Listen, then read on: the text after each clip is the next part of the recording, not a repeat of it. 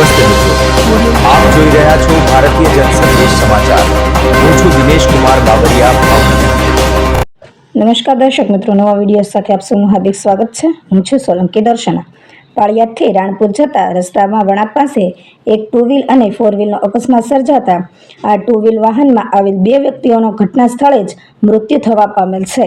Paliyad police ઘટના સ્થળે પહોંચી સારવાર માટે હોસ્પિટલ દાખલ કરવામાં આવેલ હતા, પરંતુ એક ઘટના સ્થળે મૃત્યુ થયું હતું અને બીજાનું રસ્તામાં મોત થતાં આમ અકસ્માતમાં મોત થનાર વ્યક્તિઓના પીએમ માટે હોસ્પિટલ મોકલી આગળની કાર્યવાહી પાળિયાદ પોલીસે હાથ ધરી છે. રિપોર્ટર જયદેવી મંદિર, પાળિયાદ. શું આપણો પરિચય? જિગ્નેશ પટેલ, ભદ્રાવડી સરપંચ. શું કહેવા માંગુ સરપંચ સાહેબ? આપ પાળિયાદ સામૂહિક આરોગ્ય કેન્દ્રની અંદર હું ઊભો છું. 1 કલાકથી અમારું પેશન્ટ ગાડીમાં છે. અહીં ડૉક્ટર કોઈ હાજર નથી. એ પેશન્ટ સિરિયસ છે, એક્સપાયર છે કે નહીં એમને ખબર નથી, પણ ડૉક્ટર ન હાજર હોવાથી હાલમાં 1 કલાકથી ગાડીની અંદર પેશન્ટ છે. અને આ કોઈ પણ ડૉક્ટર છે ને, ડૉક્ટરોને ઘણીવાર ફોન કર્યા પણ કોઈ જવાબદારી લેતું નથી. મારી ડ્યુટી છે એટલા માટે આપ જોઈ રહ્યા છો, અહીંયા રૂમમાં પણ જોઈ શકો છો કે અહીંયા કોઈ છે નહીં. અને બેન પૂછું છું કે બેન ડૉક્ટરની હાજરી કોની છે? આ ડૉક્ટરની ચેમ્બર છે. આ તમે જોઈ રહ્યા છો ને, ડૉક્ટરની ચેમ્બર છે. 1 કલાકથી 200 લોકો બહાર પાછળ ઊભા છે, એક્સિડન્ટ કેસ લઈને આવ્યા છે અને 200 લોકો ઊભા છે. આ ચેમ્બરની અંદર ડૉક્ટર હાજર નથી અને ડૉક્ટરની ચેમ્બરમાં જ હાજર નથી તો એવું નથી, પણ આખા હોસ્પિટલની અંદર ડૉક્ટર કોઈ હાજર નથી. એક ખાલી મેડમ છે સ્ટાફમાં, અને એને મારે પૂછવું છે કે મેડમ આ હાલ ડ્યુટી કોની છે, કયા ડૉક્ટરની છે? નામ આપશો મને? ડૉક્ટર નરેશ જાદવ લાઠીદળથી ડેપ્યુટેશનમાં છે. હા. અહીંયા અને હાજર કેમ નથી થતા? એમ ડ્યુટી છે? હા, એની તો ડ્યુટી છે તો કેમ હાજર નથી? આવું છું એવું કહીશ. પણ 1 કલાકનો ટાઈમ થયો ને, કલાકના ટાઈમથી તમે રહ્યા છીએ. અને મિત્રો આવી રીતે બધું ચાલે છે. લોકોને સરકારી દવાખાનું ખાલી પીએમ કરવામાં કાયમ નથી આવતું.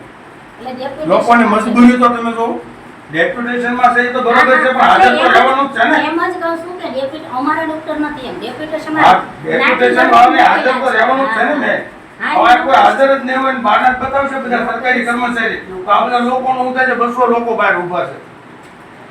1 કલાક થઈ ગઈ. 1 કલાકથી ગાડીમાં પેશન્ટ મારું ઊભું છે, કોઈ ડિક્લેરેશન નથી કરતું કે આ પેશન્ટ ડેડ છે કે જીવિત છે એમ. ડેથ બોડી છે પણ ડોક્ટર નથી તો જો કેમ પરિસ્થિતિ આવે? આવડી મોટી હોસ્પિટલમાં ડોક્ટર નથી હાજર તો આવું કેટલી ઘડી ચાલશે? રિપેર નહીં કરી હતી બાકી એટલે મારી બધાને વિનંતી, સરકારી કર્મચારી અને કલેક્ટર સાહેબને, બોટાદ કલેક્ટર સાહેબને વિનંતી કે આ વાતને સિરિયસ. પરિચય? મારું નામ છે ડૉક્ટર પ્રકાશ ગઢિયા.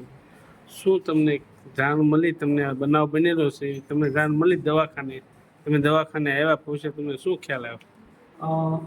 6:23 ની આસપાસ મારો ફોન આવ્યો છે મારા મિત્રનો કે ડૉક્ટર સાહેબ, આપણા ગામના, આપણા પરિવારના વ્યક્તિઓને ગંભીર અકસ્માત થયો છે, તો તાત્કાલિક તમે સરકારી દવાખાને પહોંચો. એ લોકોને ત્યાં 108માં લાવવામાં આવ્યા છે. ત્યારબાદ 108માં લાવ્યા અહીંયા, ત્યાંથી રિફંડ કર્યા બોટાદ. હા, ત્યારબાદ પછી અહીંયા 108માં લાવ્યા બાદ અમે પેશન્ટની સ્થિતિ જોઈ એટલે અહીંથી પ્રાથમિક સારવાર આપી અને 3 પેશન્ટને 3 અકસ્માતના ગંભીર થયા છે એ લોકોને બોટાદ રિફર કર્યા. બોટાદ રિફર કર્યા પછી ત્યાંથી પણ ડૉક્ટરોએ એમ કીધું કે અહીંયા સારવાર શક્ય નથી, તમે હાયર સેન્ટરમાં ગમે ત્યાં શિફ્ટ થઈ જાઓ. એટલે અમે અત્યારે તમામ 3 ઈજાગ્રસ્તોને ગંભીર ઈજાઓ થઈ છે એ લોકોને રાજકોટ અમે રિફર કર્યા છે. રાજકોટ વધારે સારવાર માટે રાજકોટ રવાના કર્યા છે. અને ખાસ વાત એ કે એમાં એક જસુબેન કરીને જે નામ છે એ વ્યક્તિનું, બહેનનું ઘટના સ્થળે મૃત્યુ થઈ ગયું છે.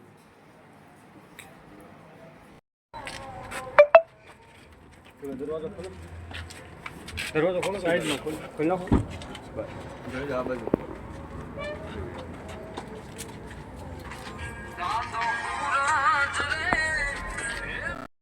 મયુરભાઈ પટેલે ફોન કર્યો કે સાહેબનો ફોન આવ્યો, 78 નંબર વાળો કોનો છે? કંજરિયા સાહેબનો છે. હા, કંજરિયા સાહેબનો ફોન.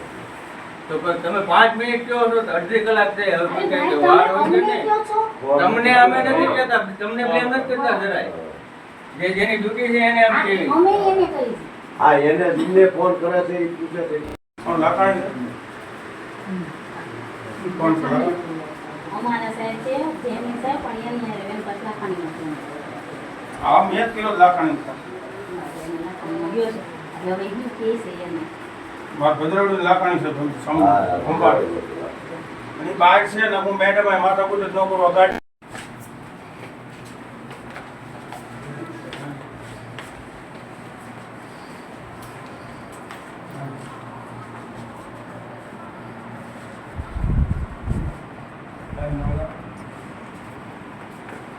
આઠ નવ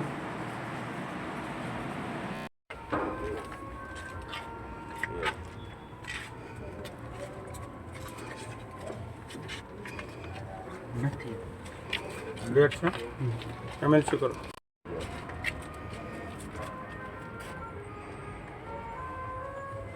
હા